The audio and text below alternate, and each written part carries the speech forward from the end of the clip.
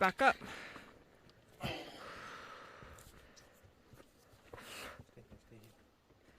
got this stick. Oh, he's on the trail. That's exactly where we were going. He's on the trail. He would have crossed our path. No, he's going. He's leaving. Zoom it.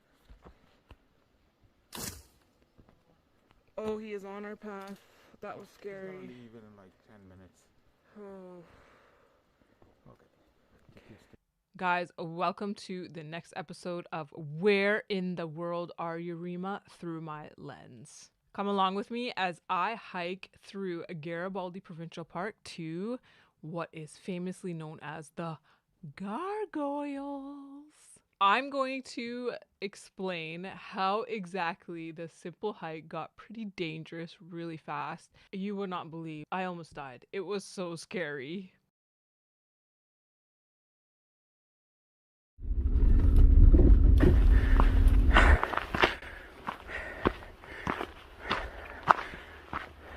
The Gargoyles are two mountain peaks in the Garibaldi Ranges of the Pacific Ranges in southwestern British Columbia, Canada.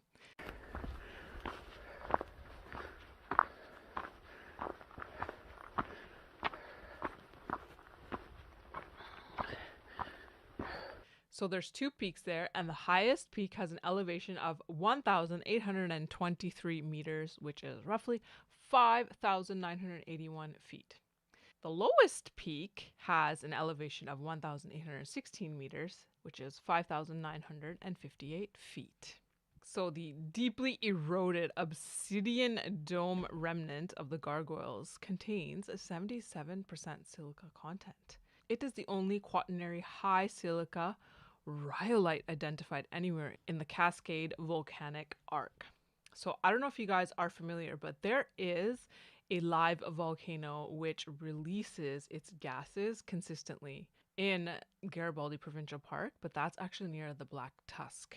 So we found ourselves getting up very, very early so we could drive the 3-hour long drive on the beautiful Highway 1 to get to the trailhead. Now it is quite a difficult drive for us because we are located so far away, but the scenic route makes it a little bit fun actually, and not so bad.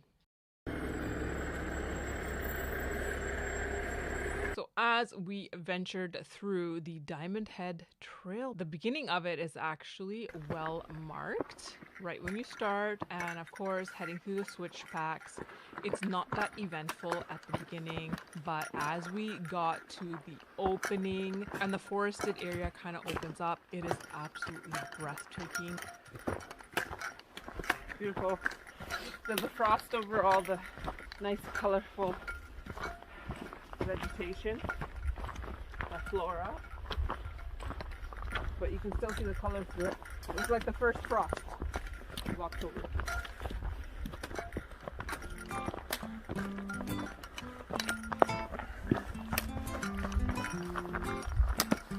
Very rocky.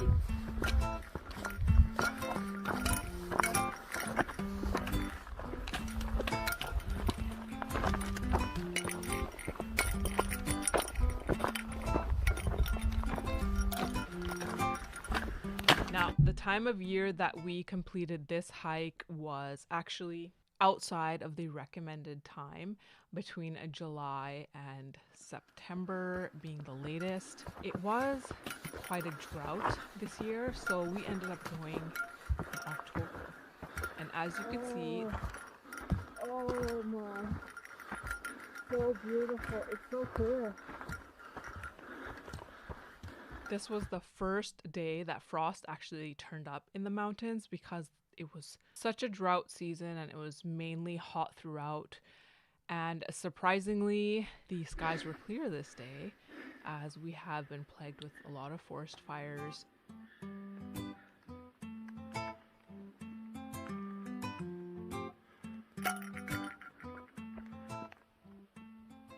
Wow.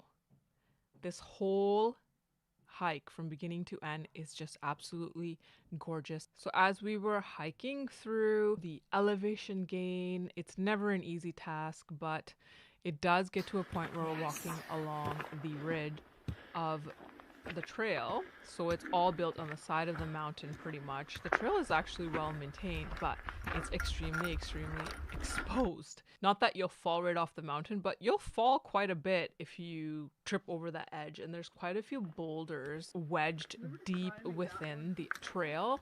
So if you're wearing softer shoes, it might be a little bit uncomfortable. Definitely recommend harder, more sturdy hiking boots for this hike.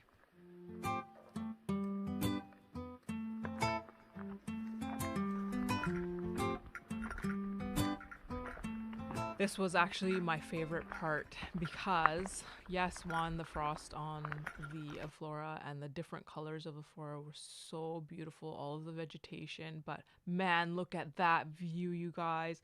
There are the mountain ranges in the back. Got the Tantalus Range, you can see parts of Garibaldi Provincial Park, and because it was like the first frost and first snowfall in the mountains as well, it was so beautiful. So as we got higher up in the elevation, the trail was kind of marked pretty good. It's marked really well up until Elfin Lakes, actually. Look at this view. It is so beautiful, you guys. Oh my gosh. Oh, that must be Mount Garibaldi in the back. I'm gonna have to double check which mountain that is, but here I am trudging through the ridge line of the trail, making my way uphill, using my poles. Highly recommend them because it does help you distribute the weight a little bit better, so you're not as sore going up and you're not as tired, but it definitely helps on the way down. So the weather was just crystal clear today. As we were gaining elevation, it was getting a little bit more nippy out. It was kind of cold. Look at the view of the mountains, you guys. This is just so gorgeous. I hope you're loving that view. Wow.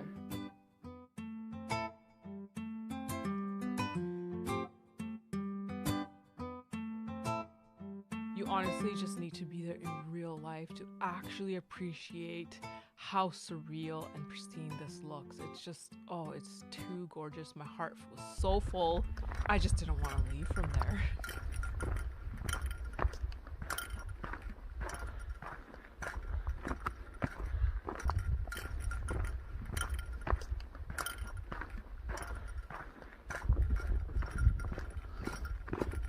So we eventually had a visitor, and you will see there were quite a few black bears down the ridge a little bit, getting all their eat on so they can prepare for their hibernation.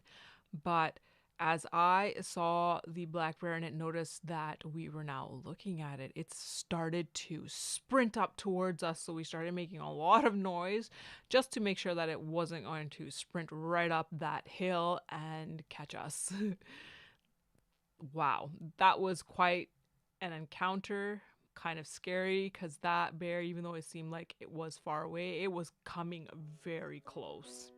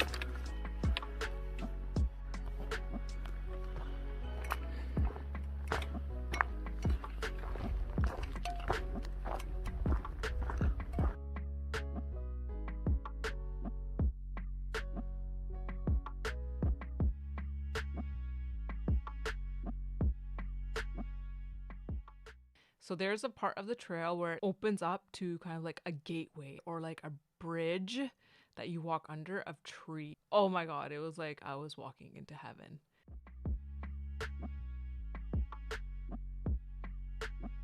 So at about 10 kilometers, we would reach the Elfin Lakes. And there are 2 lakes there. One is for drinking water and one is to bathe in. Here's a little close up of those ranges over there in the background. So altogether, we saw about 3 bears along the way.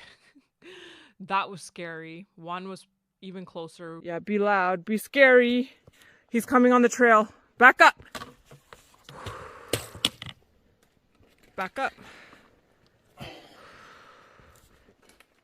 Oh, he's on the trail. That's exactly where we were going. He's on the trail. He would have crossed our path. Yeah, he's going. He's leaving. 2 minutes. Oh, he is on our path. That was scary. He's gonna leave it in like 10 minutes. Oh. Okay. That was a little scary moment, but not the scariest moment, which actually made me feel like I was about to die. That is coming up, you guys. Check out this view, you guys. I just want you to just take this all in. It is just absolutely gorgeous. I promise you will see and understand what was so scary about this simple yet difficult hike. It was -9 in the morning when we started.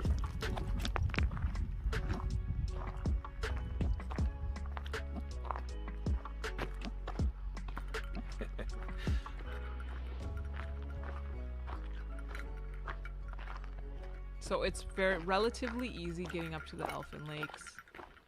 I can imagine this being pretty difficult of a snowshoe hike when there's a lot more snow, but it was very, very enjoyable up until Elfin Lakes. So we're looking for the Saddle Trail now, because the Saddle Trail joins up here and will be the trail which leads you to the gargoyles, but it's kind of unclear as to where the arrows are pointing. Elfin Shelter, Elfin Campground, Saddle Trail. Oh, we have to go to Saddle Trail. Do we? Yeah. Sure?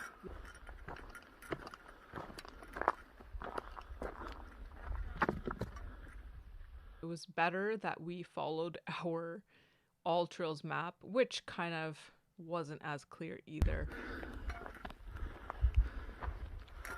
Going over there. Bokon Rampart Pond. That's another thing one day we have to do. It said 1.5 over there, says 1.5 over here. That's a lie.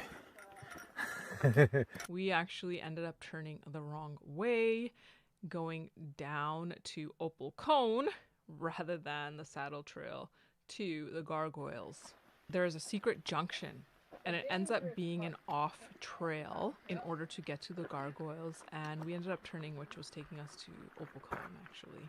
So now we are on the right trail and heading up. As you can see, it's a straight uphill trudge.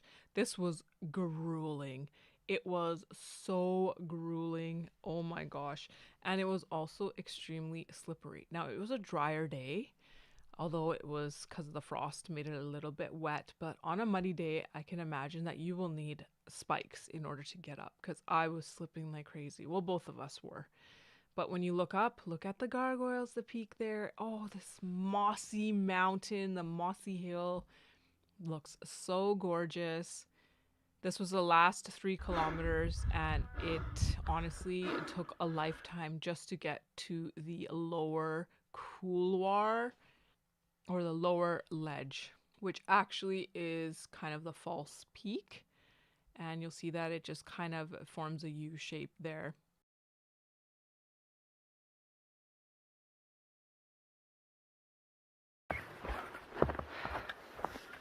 Oh.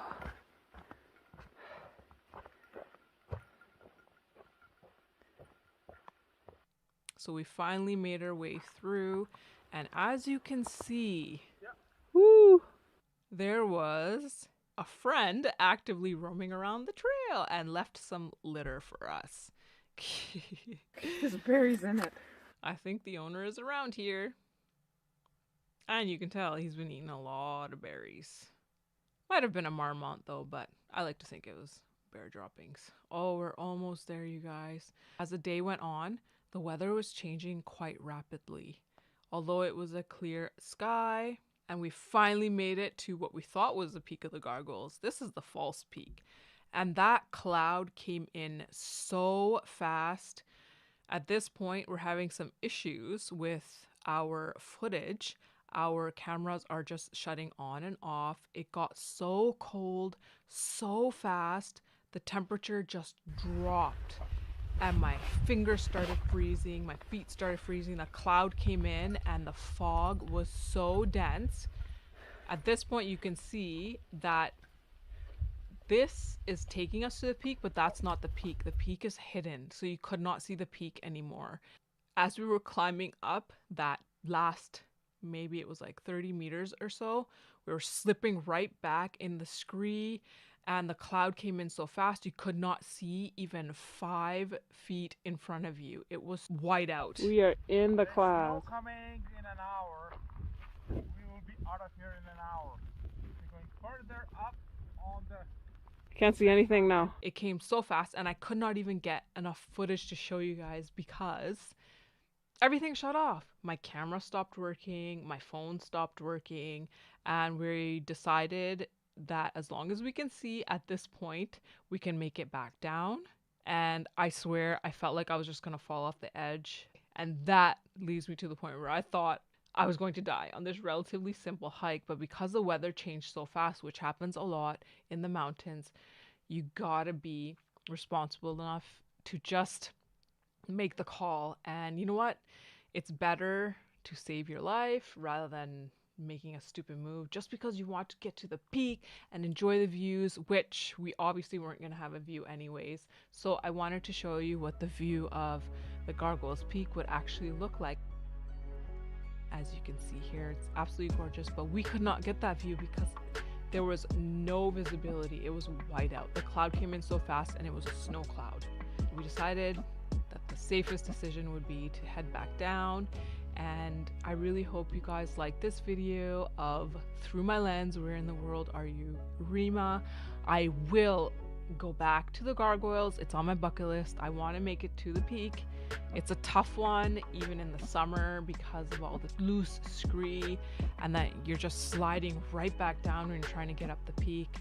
It's just craziness. It's exhausting. And also when you get to the peak, the ledge is so narrow. You gotta carefully put your feet down, one in front of the other, so that you don't fall over each side. Like, it's just, wow, it's crazy. There you have it, you guys. I hope you liked this video. Don't forget to like and subscribe and hit the notification buttons. Follow me on all of my hiking videos and Through My Lens, my traveling videos. I'm going to be taking you to all kinds of different spots of the world so you can enjoy them with me.